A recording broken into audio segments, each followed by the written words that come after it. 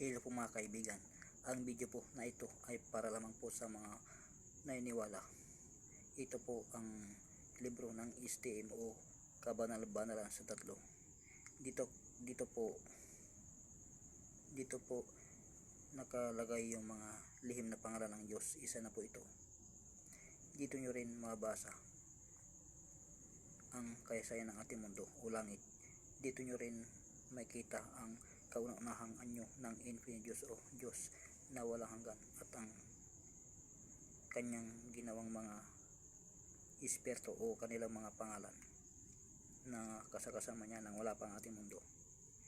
Dito nyo rin mabasa ang kumbate espiritual ng tatlong personas at ng Infinite Diyos o Diyos na walang hanggan sa kanilang kumbate espiritual hanggang sa kanilang pagtatapos at sa sila'y nagkasundo at umakyat sa ikapitong susun ng langit. Maraming espiritu ang ginawa ng Infinite Diyos o Diyos na walang hanggan. Nandito po lahat ang kanilang mga pangalan at yun ang tinatawag na poder o kapangyarihan na nagbibigay lakas sa sinumang magtataglay nito.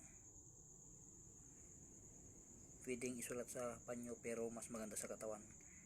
Itatak mas maganda, mas malakas. Sa isip lang binibigkas, huwag ipukang bibig para mas malakas. Yun po ang sikreto. Sa mga interesado, subscribe na po kayo para sa susunod na i-upload ko dahil marami akong i-upload na tsak na magustuhan ninyo. Salamat po.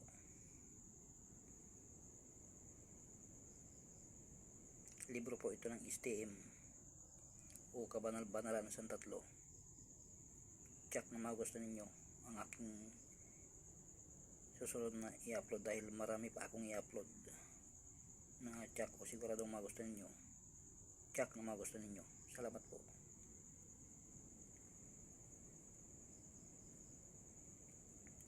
Siguradong magustuhan ninyo o tsak na magustuhan ninyo ang mga lihim na pangalan na to dahil ito po ang libro ng STM. Tunay po ito, tunay. Lihim na pangalan ng Diyos sa libro ng STM. Ingatan niyo po ito. Sa isip lang binibigkas. Huwag ibukang bibig para mas malakas. Subscribe po kayo dahil marami akong i-upload na tsak na magustuhan ninyo. Salamat po.